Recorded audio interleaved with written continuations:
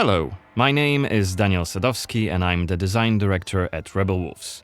I would like to welcome you to the Blood of Dawnwalker summer gameplay video. Our game is a story-driven, open-world dark fantasy RPG set in medieval Europe. The game is currently in pre-beta stage, and what we are going to show you is just a part of one of the mid-game quests. It's a really cool story involving legendary swords and a haunted almshouse, but today we'll focus on showcasing our gameplay systems.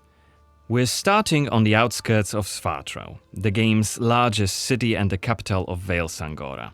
From here, we could head anywhere the eye can see, explore ancient ruins or sabotage vampire blood transports.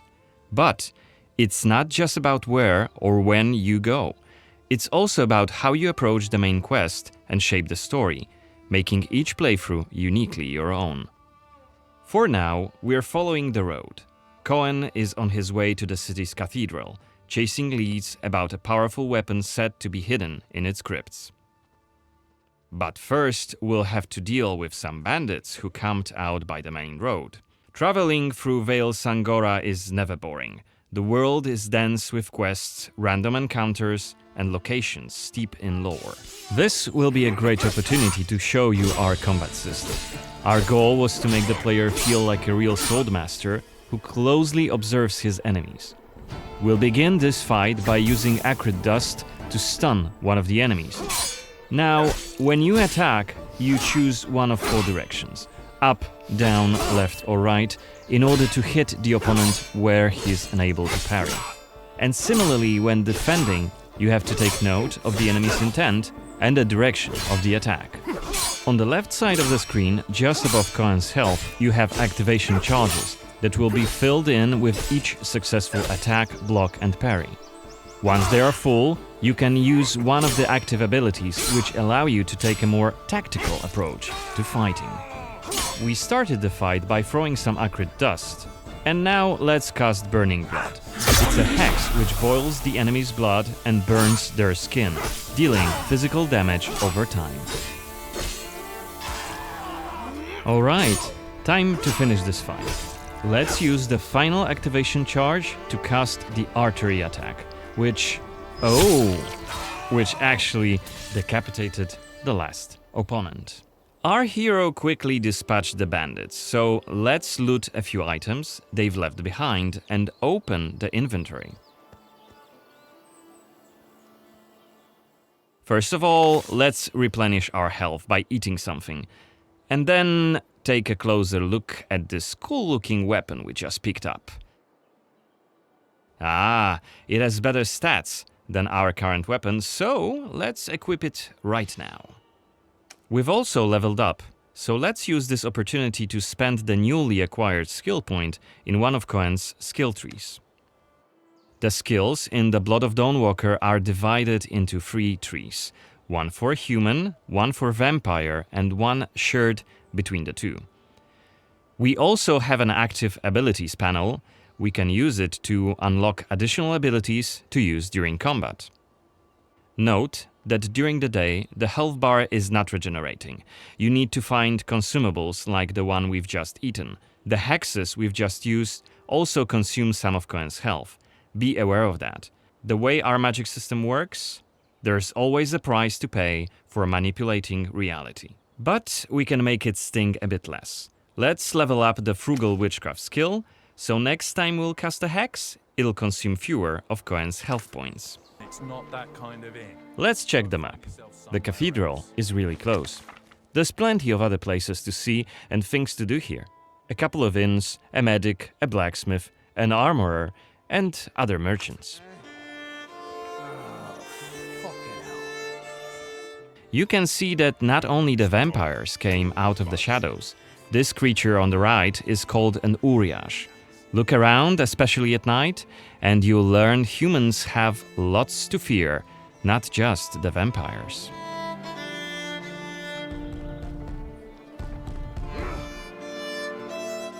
And here we can see guards pounding on some poor guy's doors. What is it about? Singing songs that mocked him and the faith. Who told you this nonsense? Was it Livia? Open the door. It's just one of many different community scenes we're implementing in the game. Watch them closely when you play, as they might point you to new quests and hidden treasures, or signal changes in the game's world. Once again, I humbly beg of thee. I humbly... Ouch! I don't want to say it, Mum. It's a prayer. It's what we have to say. Go on. I humbly beg of thee, protect him and protect Okay, we are at the cathedral gates. Again, since Coen isn't yet wanted by the vampire regime and it's daytime, we can simply walk inside.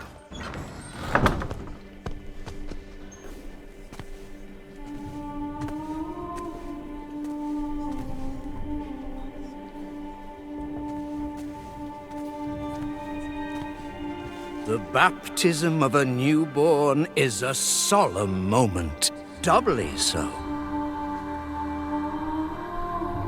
A new life joins our flock, bringing happiness to its parents and to the congregation. Natus ex sanguine est, alitur sanguine, et in sanguine morietur. Ego te baptizo in nomine Dei. Amen.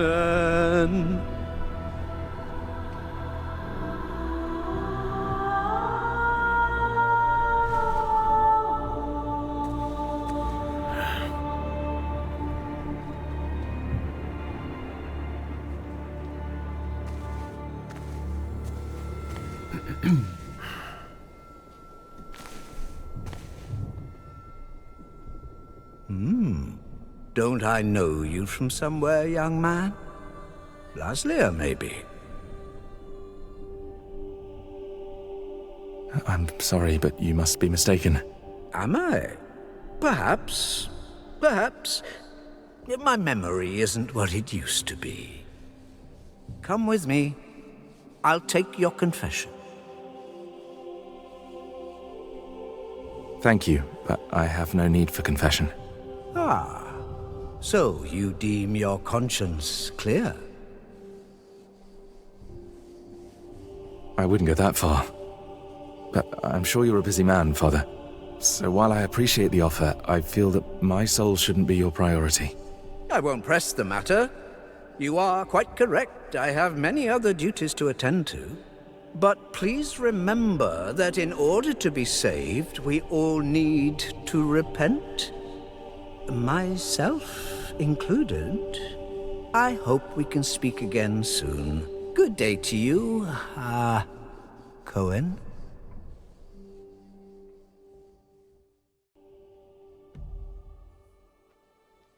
What we saw right here was just one of many cutscenes we recorded for the game, which smoothly transitioned into a dialogue scene. We use cutscenes to highlight key scenes or showcase interesting bits of lore. Like this blood baptism. Creepy, isn't it? The core feature of the Blood of Dawnwalker is the dual gameplay loop. Remember, Coen may be a human during the day, but he turns into a vampire at night and has a different set of skills at his disposal. And this is just one variable that affects our quests. Depending on when you tackle a particular quest, what choices you've made earlier, whom you befriended, or whom you've angered, your gameplay and story experience will be very, very different. So each quest is a complex structure with multiple possible paths leading to the end goal. Now that we've wrapped up the encounter with the bandits, we can be on our way to get inside the city. Right now, Coen hasn't done enough to ruffle the Vampire Lord's feathers, so the gods will just wave us through. But the more damage you cause, the more suspicious and aggressive they'll become. So when you play the game yourself, you'll have to decide whether you want to challenge the vampires openly, or lay low until you're ready to strike and surprise them.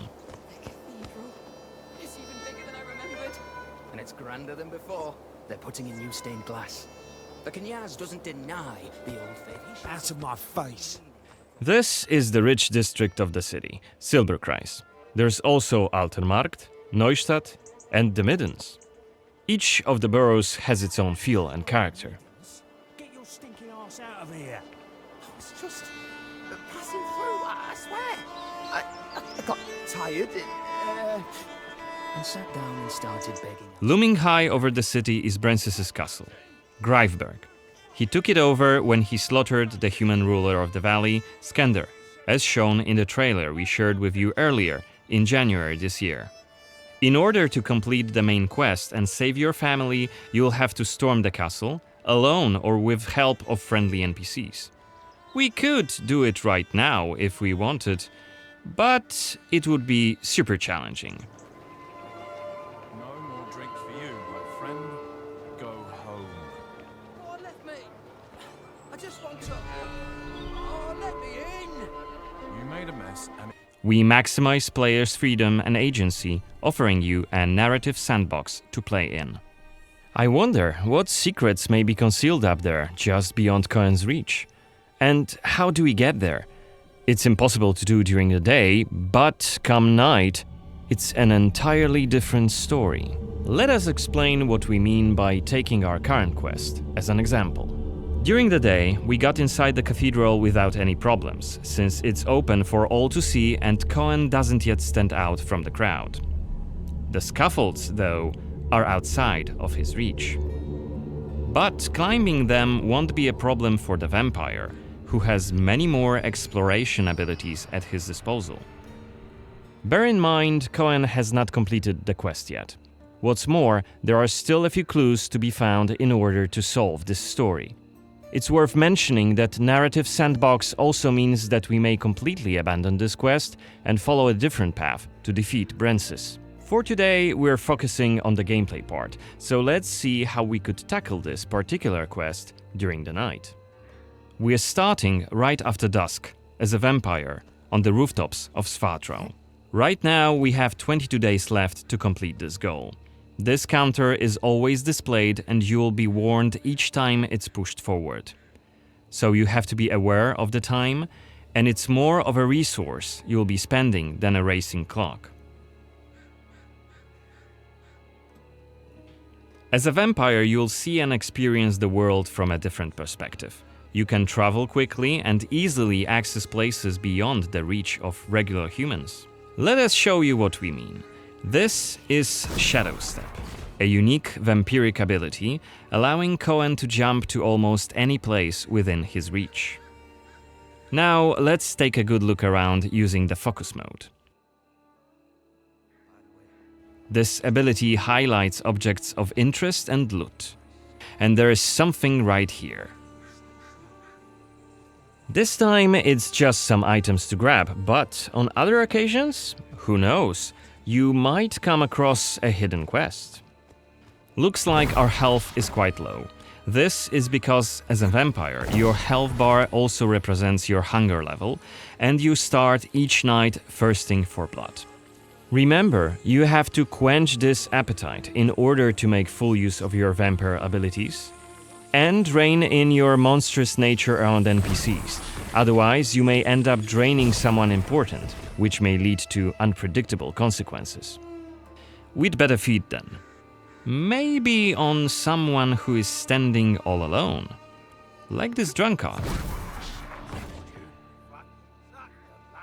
Let's grab him and use Voracious Bite ability. Unless you lose control due to hunger, you get to decide how much blood to drink. You can drain just a bit and knock your victim unconscious, or go all the way and kill them. And if you're adamant you don't want to hurt innocent humans, you can drink from animals and some other creatures. Finally, we are at the cathedral, but it seems to be closed for the night, and the entrance gate is well guarded. Let's find another way in.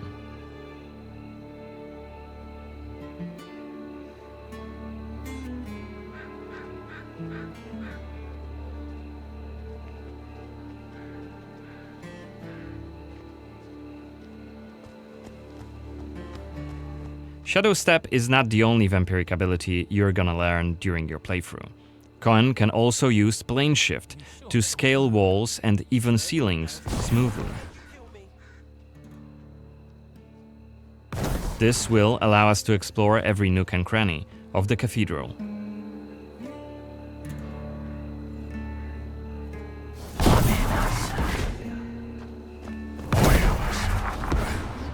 Blood to blood. Better be quiet. You shall become Kenya's prince. Is that Voyeurs Xanthi? What the hell is she doing here? What is she doing? Is that a ritual for the blood gods?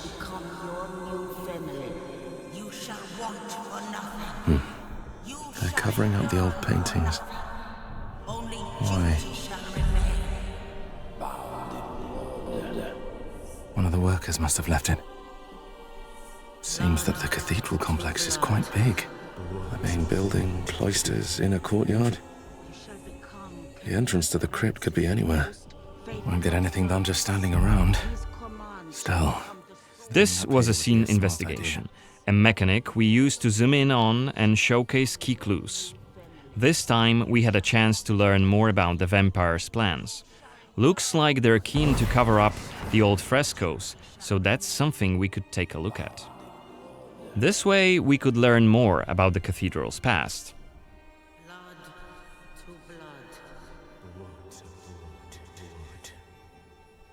Looks like we aren't alone here. Underneath us there's a group of blood guards, soldiers hooked up on vampire blood, which makes them stronger, and one of Brances's vampire allies. It's Xanthi, the oldest vampire in Vale Sangora, and quite a powerful lady. Let's descend and check what's going on.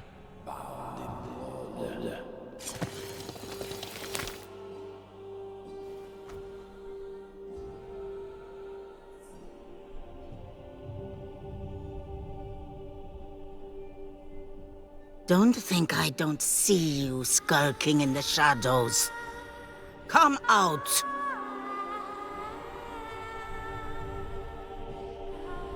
You're interfering with my task. Who are you? It doesn't matter. Very well. I don't have time for interruptions. Let us dispose of him. Quickly!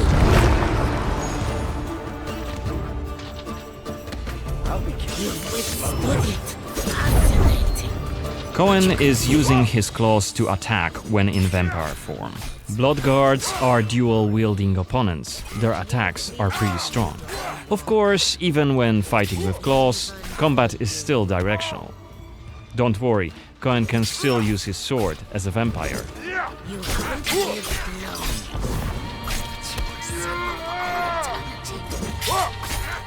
Only after defeating all three of the blood guards, Xanthi deems Coen worthy of a challenge, and she descends to face him. She uses her blood control powers to cast a multitude of attacks, like her blood whips that hit Coen from left and right. Xanthi is protected by a powerful vampire ability.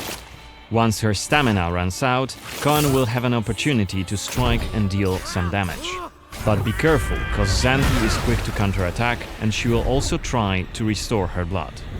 Meanwhile, look at the indicator just below her health and stamina. It's a timer for the boiling blood skill that you've seen in the CGI trailer. So, if we don't hurry, the timer goes down to 0 and Coen will eventually explode. And we're dead. Remember, we were only mid-game here, and Xanthi is one of the game's most punishing enemies. Defeating her right here and right now is very much possible, but it would be hellishly difficult. A fun challenge for hardcore players. Otherwise, we could load the game and explore the cathedral without drawing her attention. Or try to get to her while she's not surrounded by bodyguards. Xanthi, like all other vampire allies, has her own questline. Explore it, and you can learn more about her past, motivations, and maybe even try to reason with her. What you do is entirely up to you. Remember, our design principle is the narrative sandbox. There is no difference between main quests and side quests. There's just different stories that you weave together into your own unique adventure. But that's coming in 2026. For now, I'd like to thank you for joining me on this gameplay video presentation. We've just shown you a tiny glimpse of the Blood of Dawnwalker. There's definitely more to come in the coming months, so stay tuned for any updates being posted on our social media profiles. Goodbye!